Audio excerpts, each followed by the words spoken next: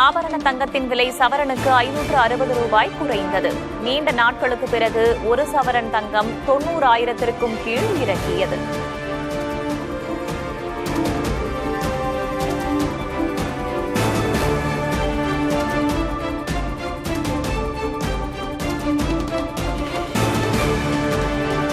வெள்ளியின் விலை கிராமிற்கு 2 ரூபாய் குறைந்து 163 ரூபாய்க்கு விற்பனை.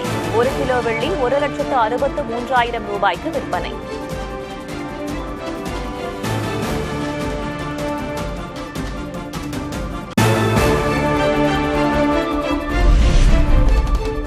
நியூயார்க் மேயர் தேர்தலில் இந்திய வம்சாவளியைச் சேர்ந்த சொரேன் மம்தானி வெற்றி.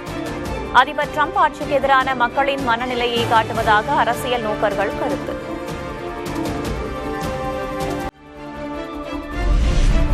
பீகார் சட்டமன்றத்திற்கு நாளை நடைபெறுகிறது முதற்கட்ட தேர்தல். 121 தொகுதிகளில் வாக்குப்பதிவுக்கான ஏற்பாடுகள் மும்முரம்.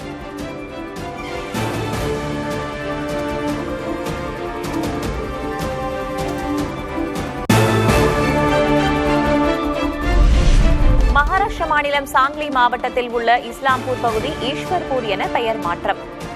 உள்துறை அமைச்சகம் ஒப்புதல் வழங்கியதை அடுத்து பெயர் மாற்றம் அமல்.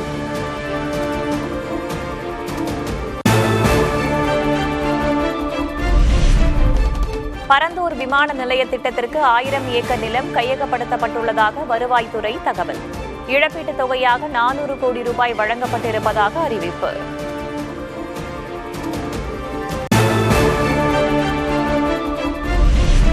சென்னையில் தற்காலிக கொடி கம்பங்களை நட மாநகராட்சியிடம் முன் அனுமதி பெற வேண்டும். அனுமதி பெறாத கம்பங்கள் முன் அறிவிப்பின்றி அகற்றப்படும் என எச்சரிக்கை.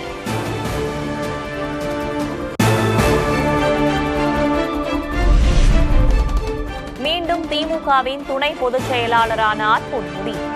அமைச்சர் மு. சாமிநாதனும் துணை பொதுச் செயலராக நியமனம்.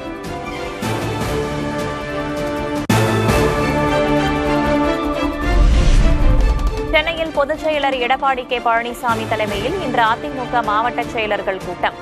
அதிமுகவிலிருந்து கே. ஏ. செங்கோட்டையன் நீக்கப்பட்ட நிலையில் முக்கிய ஆலோசனை.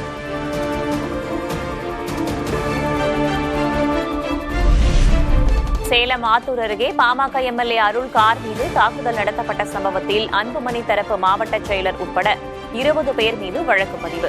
பாமகவினரை அழித்தொழிக்க அன்புமணி வன்முறையை தூண்டுவதாக ராமதாஸ் குற்றச்சாட்டு.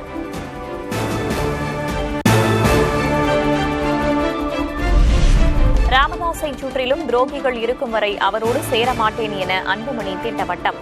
தந்தையிடமிருந்து தன்னை பிரித்து விட்டதாகவும் வேதனை. இன்று ஐயாவை சுற்றி இருக்கின்ற துரோகிகள், தீய சக்திகள், திமுகவின் கைகூலிகள் இருக்கின்ற வரை நான் அங்கே சேர மாட்டேன், நான் அங்கே இணைய மாட்டேன். தமிழகத்தில் 7 மாவட்டங்களுக்கு இன்று கனமழை எச்சரிக்கை. தஞ்சை, திருவாரூர், நாகை, மயிலாடுதுறை, புதுக்கோட்டை, அரியலூர், திருச்சியில் கனமழை.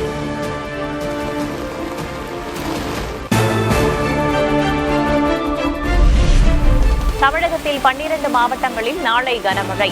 கள்ளக்குறிச்சி, திருவண்ணாமலை, சேலம், தருமபுரி உள்ளிட்ட மாவட்டங்களில் கனமழை பெய்யும் என்று வானிலை ஆய்வு மையம் தகவல்.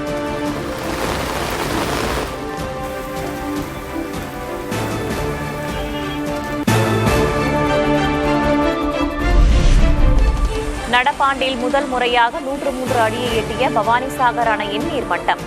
அணையிலிருந்து பாசனத்திற்காக 2700 கன அடி நீர் வெளியேற்றம்.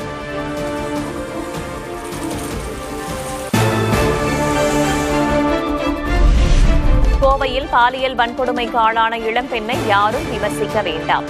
எங்கும் எந்த நேரத்திலும் செல்ல அனைவருக்கும் உரிமை உண்டு என்று மாநகர காவல் ஆணையர் பேட்டி. We request people from desisting அவங்களோட வேல்யூ ஜட்மெண்ட்ஸ் வந்து பாஸ் பண்ணாம இண்டிவிஜுவல்ஸோட பிரைவசி வந்து we have to respect. So இவங்க செஞ்சது ரைட்டா தப்பாங்கிற வேல்யூ ஜட்மெண்ட்ஸ் யாரும் பாஸ் பண்ண வேண்டாம். This is their freedom, their thing. திருவண்ணாமலையில் கிரிவலம் முடித்து ஊர் திரும்ப ரயில் நிலையத்தில் குவிந்த பக்தர்கள். ரயில்களில் ஏற முண்டியடித்துக் கொண்டு சென்றதால் கூட்ட நெரிசல்.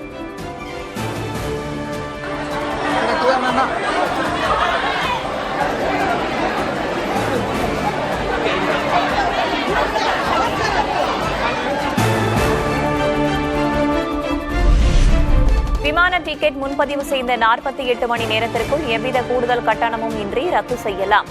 முன்மொழிவு மீது பொதுமக்களிடம் கருத்துக்களை கேட்கும் விமான போக்குவரத்து கழகம்.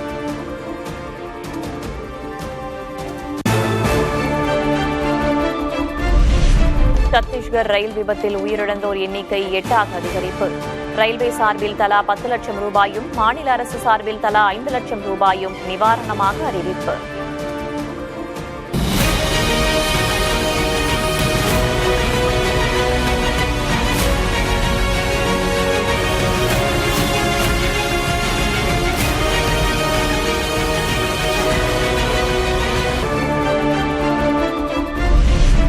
கோவை வடவள்ளி அருகே சாலையில் தறிகெட்டு ஓடிய குதிரைகள்.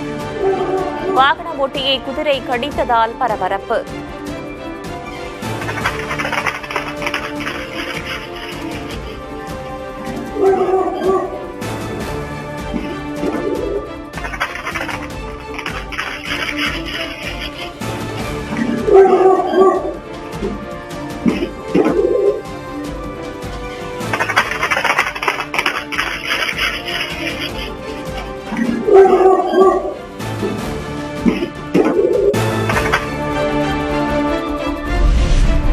நாமக்கல் அருகே ஆம்னி பேருந்து கவிழ்ந்து விபத்து.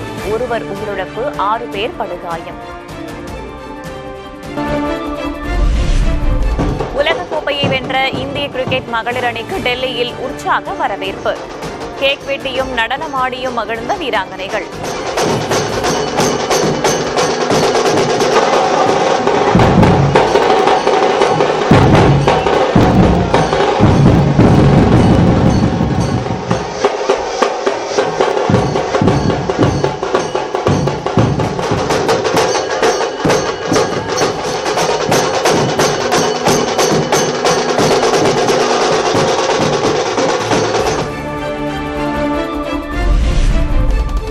ஆசிய கோப்பை போட்டியின் போது ஃபைட்டர் ஜெட் சைகை காட்டிய பாகிஸ்தான் வீரர் ஹாரிஸ் ரவுஃப் 2 போட்டிகளில் விளையாட தடை.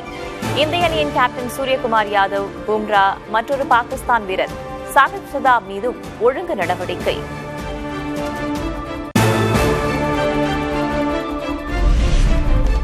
பிடே உலகக்கோப்பை செஸ் தொடரின் 2ஆம் சுற்று ஆட்டத்தில் இந்திய வீரர்கள் அசத்தல். அர்ஜுன் எரிகேசி, பிரணவ் வெற்றி, டிரா செய்த குகேஷ் பிரக்ஞானந்தா.